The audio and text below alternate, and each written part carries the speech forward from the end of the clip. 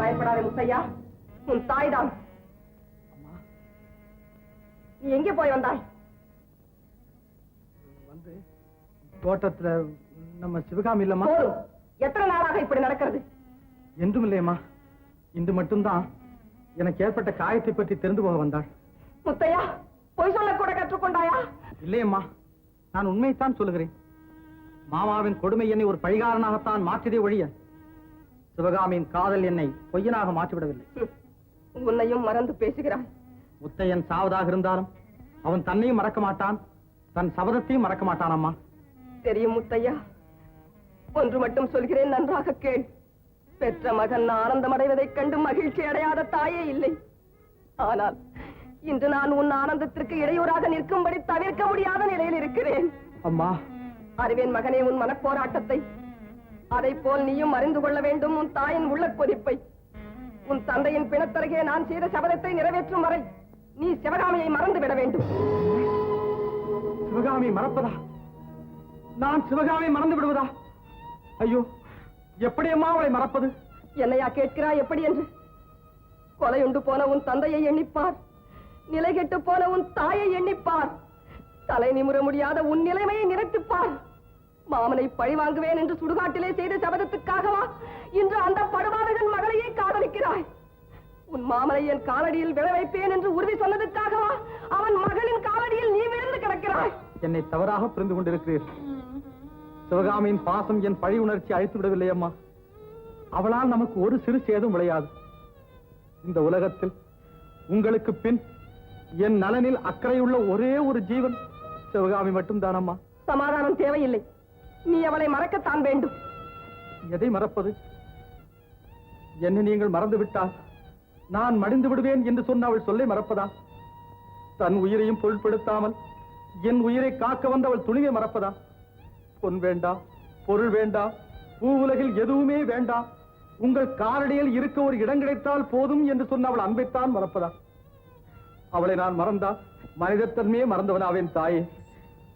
உன் மீது அவளுக்கு உண்மையிலேயே அன்பு, அப்படித்தானே? எனக்காக அவள் உயிரை கொடுக்கவும் தயங்க மாட்டாள்.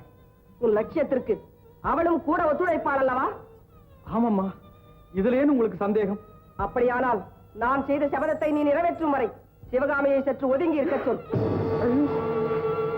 இது பொறுக்க முடியாத சோதனை அம்மா, பொறுக்க முடியாத சோதனை.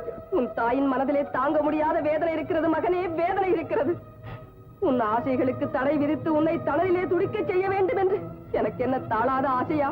உன் ஆசை கனவெல்லாம் கல் விழுந்த கண்ணாடி போல் சிதைவதைக் காண என் சித்தம் ரத்தமே கொண்டு அலைவில்லையடா முத்தையா. உனக்கும் அவனுக்கும் ஒரு காலத்தில் வாழ்வதற்கு துடித்த இக்கைகளுக்கு விலங்கிட்டு விட்டது உன் தந்தையின் கோர மரணம். உன்னையும் அவளையும் மனக்கோலத்தில் ஒரு நாள் காணப்போவதை அன்று எண்ணி எண்ணி பூரித்த உள்ளவராயுது. அதே உள்ளம் இன்று உங்களை பிரிக்க வேண்டி வந்ததற்கு வெம்பி வெம்பி வேகுதடா என் மகனே. உன் காதல் வளர்ந்தால் உன் மாமன் முன் நீ மண்டியிட வேண்டி வரும். சவக்காட்டில் நீ எடுத்த சபதம் முக்காடிட்டு ஒளிந்து விடும். நான் அவன் முன் தலை குனிய வேண்டும். மீண்டும் மீண்டும் சொல்ல எனக்கு விருப்பமில்லை மகனே. என்றாலும் இறுதி முறையாக கூறுகிறேன், என் சபதம், சிவகாமியின் காதல், இந்த இரண்டையும் உன் மனத்திராசிலே எடை போடு. எதற்கு அதிக மதிப்பீடு கொடுக்கிறாயோ கொடு. அன்னை என்ற நிலையில் கடமை, ஆசை என்ற நிலையில் காதல், இரண்டையும் மோதவிடு. எது வெற்றி பெறுகிறதோ அதற்கு ஆதரவு கொடு. மகனுக்கு கட்டளையிட வேண்டிய மாதா மன்றாடும் பரிதாப நிலைக்கு வந்துவிட்டேன். இதற்கு மேலும் கெஞ்சி என் நெஞ்சமிடம் கொடுக்காது முத்தையா, என் நெஞ்சமிடம் கொடுக்காது. அம்மா, என் குறைகளை உங்களிடம் சொல்லாமல் நான் வேறு யாரிடமம்மா சொல்ல போகிறேன்? தாய் ஆதரித்தால் தானே தாரணியை ஆதரிக்கும். என் உள்ளம் என்ற கோயிலுக்கு நீங்கள் தெய்வம், அவள் தீபம். என் வாழ்வு என்ற நதிக்கு நீங்கள் ஒரு கரை, அவள் மற்றொரு கரை. என் தடலம் என்ற மரத்திற்கு நீங்கள் வேர், அவள் நீர். இந்த நிலையில் நான் எதையம்மா வெறுப்பது? நீங்கள் இல்லை என்றால் நான் இல்லை என்பது உண்மை. ஆனால் நான் இல்லையானால் அவள் இல்லை என்று ஆன பிறகு நான் எப்படியம்மா அவளை மறப்பேன்? இரண்டு கண்களில் உனக்கு எது முக்கியம் என்று கேட்கின்றீர்களே, நான் எதை சொல்லுவேன்?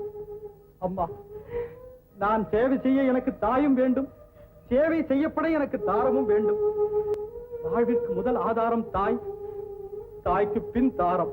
தாய்க்கு பின் தாரம்? ஆம் தாயே, தாய்க்கு பின் தாரம். அப்படியானால் நான் செய்த சபதத்தை முதலில் நிறைவேற்று. ஐயோ, என்னை தர்ம சங்கடமான நிலையில் வைத்து விட்டீர்களே அம்மா.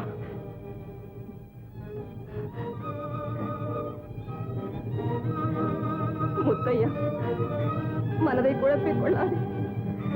ஆறாமரை யோசித்து முடிவு செய். அம்மா,